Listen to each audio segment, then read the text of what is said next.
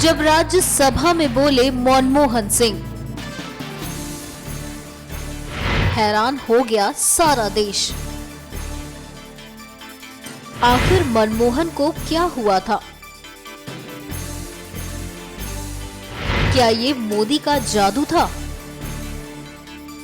प्रधानमंत्री नरेंद्र मोदी के नोट बंद करने के फैसले के बाद विपक्ष किस कदर बौखलाए हुए है, ये बात किसी से छुपी नहीं है।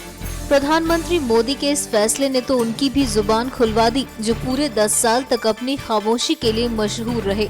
जी हाँ, हम बात कर रहे हैं मनमोहन सिंह के नाम से मशहूर पूर्व प्रधानमंत्री डॉक्टर मनमोहन सिंह की, जो गुरुवार को राज्यसभा में नोटबंदी के मामले पर बोले। इस दौरान मनमोहन सिंह ने सत्ता पक्ष को कई नसीहतें दी। Prime minister has said that we should wait for 50 days. Well, 50 days is a short period, but for those who are poor and deprived sections of the community, even 50 days torture can bring about disastrous effect. And that's why about 60 to 65 people have lost their lives. Maybe more. And what is more is, what has been done can weaken and erode our people's confidence in the currency system and in the banking system. One, I would like to know from the Prime Minister the names of any countries he may think of where people have deposited their money in the banks, but they are not allowed to withdraw their money.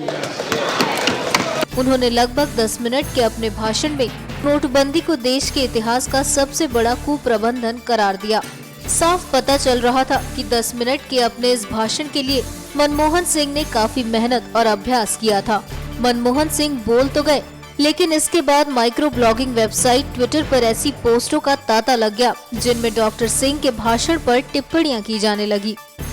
कुछ टिप्पणियां doctor Manmohan Singh के अर्थशास्त्री होने के नाते कहे गए statements की तारीफ में की गई, लेकिन कुछ ऐसी भी थी जिनमें उनकी कम बोलने वाले राजनेता की छवि का जिक्र करते हुए व्यंग किए गए। ट्विटर पर ऐसी टिप्पणियों में से एक बॉलीवुड अभिनेता अनुपम खेर ने की थी, जिन्होंने व्यंग करते हुए ट्विटर पर लिखा, डिमोनेटाइजेशन के साइड इफेक्ट्स। मनमोहन सिंह जी आज 10 मिनट तक बोले, जय हो। इसके बाद उनके इस ट्वीट पर बहुत से लोगों के जवाब आने शुरू हो गए, जिनमें से कुछ ने अनुपम का साथ दिया, लेकिन कुछ ने इस बात के लिए अनुपम खेर की आलोचना भी की। एक सज्जन ने लिखा, अगर आप बेवजह शोर मचाने में व्यस्त ना होते तो आपने निश्चित रूप से उनकी ज्ञान भरी बातें पहले भी सुनी होती।